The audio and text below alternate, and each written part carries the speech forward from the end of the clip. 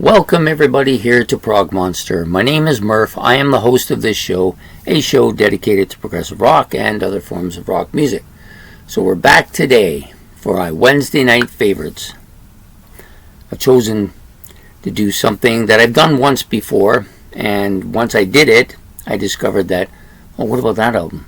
You ever have that? You know, you put a list together of 5 albums and you think you got pretty much all of the things you have for this particular topic, and then as soon as you're done, you think, oh, what about this one? Oh, what about that one? You know, now I've got like 30 but I can only do a 5, so I'm doing a list of 5 more albums that lived up to their reputations. In other words, for me, they all exceeded what I had been told about them. Somebody had recommended the album, said this is really good, it's fantastic, you really like the hard stuff about it, or you really like this about it, or you really like that vocalist about it, these songs are fantastic, all that, and they hype it up. You know, we've all had this. Somebody will hype up something, and you go and you put the album on, and then you're like, really? You know, you got this big upbeat feeling about this particular album, and guess what? It just doesn't cut it. And you say, why do I get so worked up about something? And so then there's an inevitable disappointment, and the album never really quite recovers from that. Well, it doesn't recover to the point you want it. So instead of just being hey, that was a nice album, I enjoyed that, it's now like, it wasn't really as good as I thought it was going to be, you know. But in the case of these albums that we're doing today, I picked out 5 albums that lived up to the hype. People hyped them up super well, and they lived up to it. Or I read stuff about them that was fantastic, or I seen YouTube site that went on at length about the particular album, or somebody whose opinion I respected a lot, you know, really built it up. And these albums all, not only did they live up to that hype, they exceeded it, all of them. So we're doing 5 of those albums today.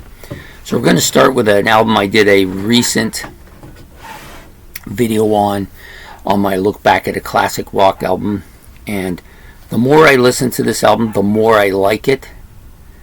It's definitely one of those albums that have lived up to the hype. And I do apologize, my friend's dog has decided to start yapping away, unfortunately, but can't be done anything about it. Dogs, they don't tend to listen to you when you say, hey, listen, I'm doing a video, could you kind of tone it down? They don't get that. So anyways, the album we're going to do first is this one, Hair of the Dog from Nazareth. To me, this album has far exceeded what I thought it was going to be. Yes, I wasn't living on the moon or anything, so I do know songs like Hair of the Dog, and in this case, Love Hurts, which is in the bonus tracks, was originally replaced Guilty on the original album for the American audience, and so I'm going to also add that in. It's got a few other songs on here. This particular Snappy Classics video collection of this album. Yeah, definitely. First of all, the artwork on this album is fantastic. This guy's done other artwork. The one that I discovered that he was doing art on other albums when I did one of Ben's album challenges, and one of the albums he gave me was Popple Ace, which had I saw that artwork looks really similar to Hair of the Dog, so I took the album over and I was looking at it, and I said, there's no way this isn't the same artist, and of course it turned out to be the same artist. So I'm not here to talk too much about like this isn't a look back at a classic rock album with this, but this album has like a lot of stuff on here that make it exceed it. Like Miss Misery, I think, is the best track on this album. The riffing on that song is fantastic. I love it. Can't play it enough. Whiskey Drinking Women, I love that track. So good. And then there's the kind of Please Don't Judas Me. And the thing I like about this track a lot is that his voice, he's like so almost like, I don't even know how to describe it. It's so raunchy, but it's so good. It's so tasteful. Yeah, this album is just prolific with one song after another, are just fantastic. Changing Times, Rose in the Heather, like it's just like a fantastic album. To me, the artwork gives it an impression of a dark, heavy metal album, and really lives up to the picture and what people have said about it. So I think for me the first album for today is Nazareth's Hair of the Dog. This was released in 1975 too, by the way. Okay, the next album up should come as absolutely no surprise to anybody. It's a bit of a surprise to me. It was my first, I don't know if it was my first or second album by this band, but it was fairly early on in the career, and people have been telling me about this album, and then I had heard the main track on the radio and I didn't like it. I thought, you know what, this album is going to be one of those albums where, you put all this effort into it and you don't get the return that you were hoping for, and it'll be a disappointment. Well, it didn't happen. Turns out that one track was a bit of a misnomer in my mind, and it was perhaps released at a time period when I was too young to grasp it, and I didn't really like it because of that. But it's grown on me. That particular track I like now too. But the whole album, and we're talking about Aqualung here, is just absolutely killer. Like, there's no weak tracks on this album. You only have strong tracks, and really strong tracks, and monumental tracks. There's no other kind of tracks on this album. And for the longest time, this was probably my third or fourth favorite Jethro Tull album.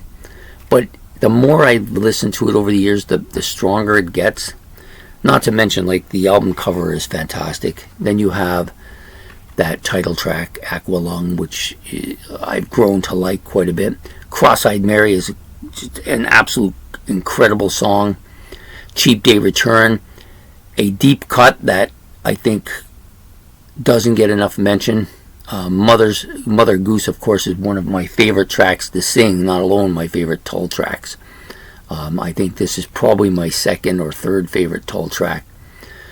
Wondering Aloud, it just shows the kind of vocal skills that Ian Anderson has. I've grown to like his vocals so much, especially that early stuff. He just knew how to put that emotional inflection into his music. Up to Me, another great song. My God, to me that's an underrated track right there. Hymn number 43 and Slipstream, both really good. And then, of course, one of the other big songs on the album, Locomotive Breath, which I think is absolutely a killer track. Lick Your Fingers Clean and Wind Up are both are just two fantastic tracks to end this album on. Then you've got a bunch of stuff that they've thrown on this album too, because, as you know, Ian Anderson seldom puts an album together where he doesn't throw 1.5 billion tracks on there that you've never heard, didn't even know they made. But he keeps everything. He's one of those great collectors of music.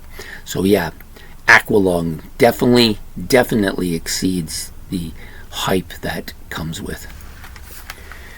The next album up should come absolutely as no surprise. This is not a, oh my God, I never thought of that before. No, this is a no-brainer pretty much. Took me 40 years to listen to this album, and it was recommended to me 40 years ago. People say, you gotta listen to this. If you like progressive rock, you will definitely like this. And I just, yeah, whatever, and kept putting it off. And part of it was, again, that same thing. One of the tracks had been copied by another band, and I didn't like the other band's version of it, so I thought it was the song I didn't like, and so I refused to get into it. And we're talking about In the Court of the Crimson King, and of course the song I'm talking about is 21st Century Schizoid Man, which April Wine covered. And they didn't do a bad cover of it. I thought the song was too strange. And not be surprised, that album for me was 1980.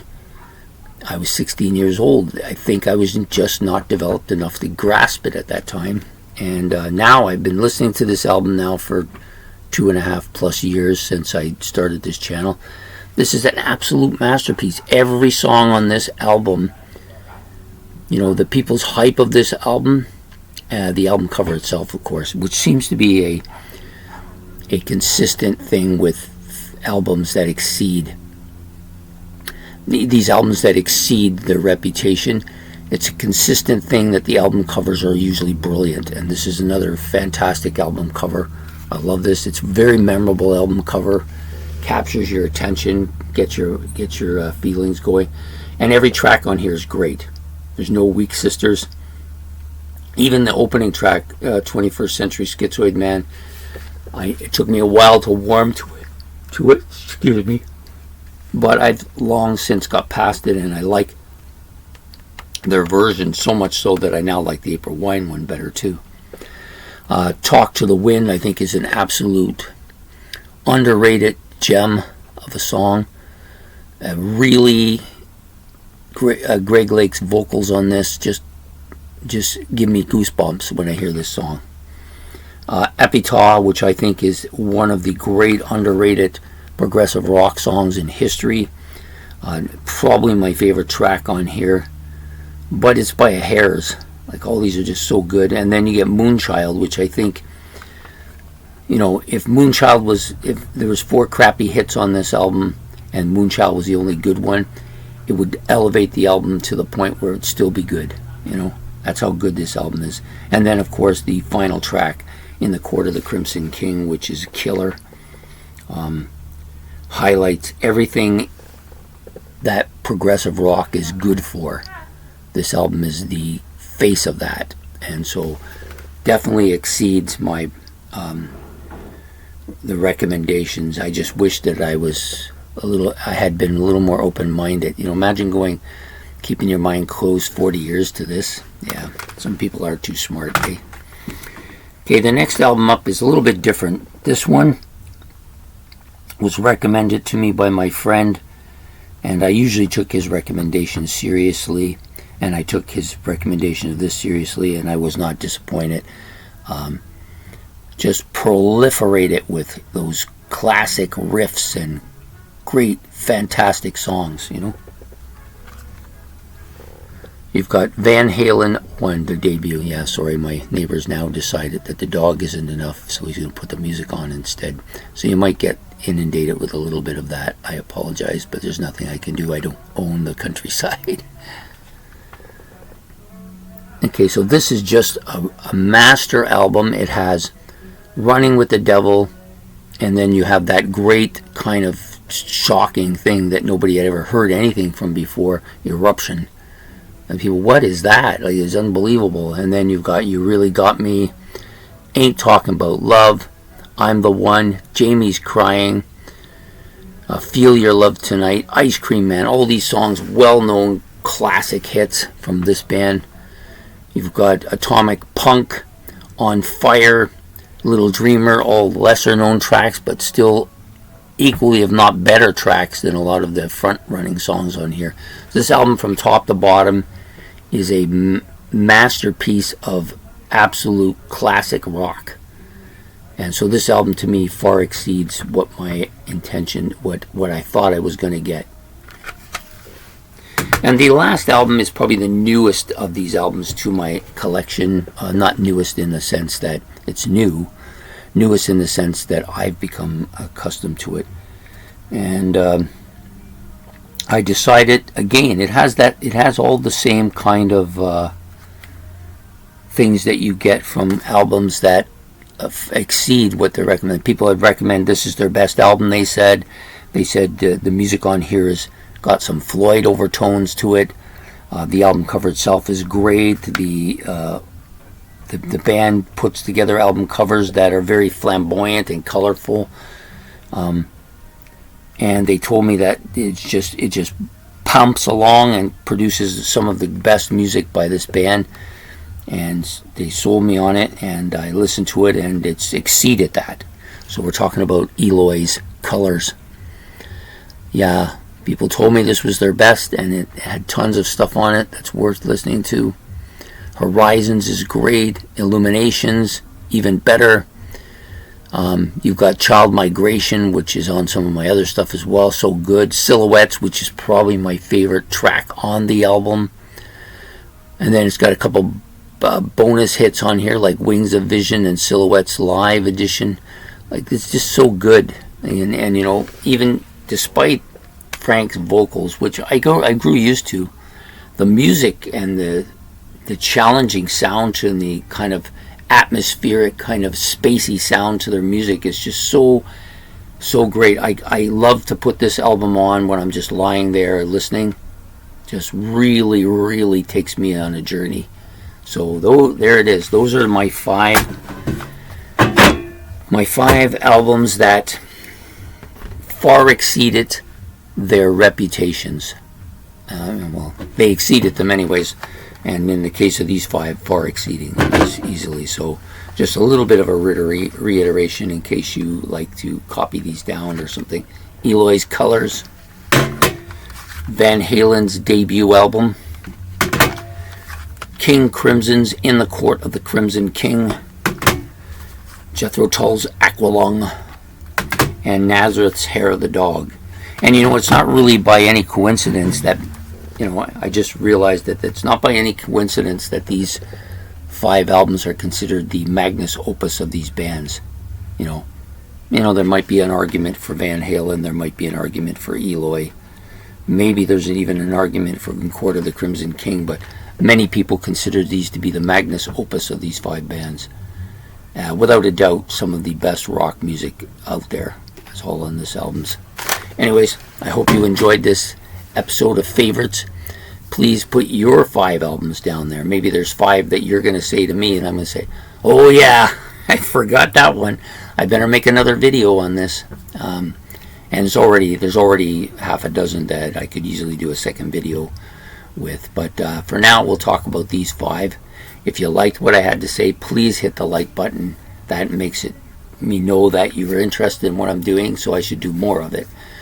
And subscription, subscribe so you get to hear all of this stuff and more in the future. So take care and have yourself a great day. This is Murph signing off from Prog Monster. Goodbye.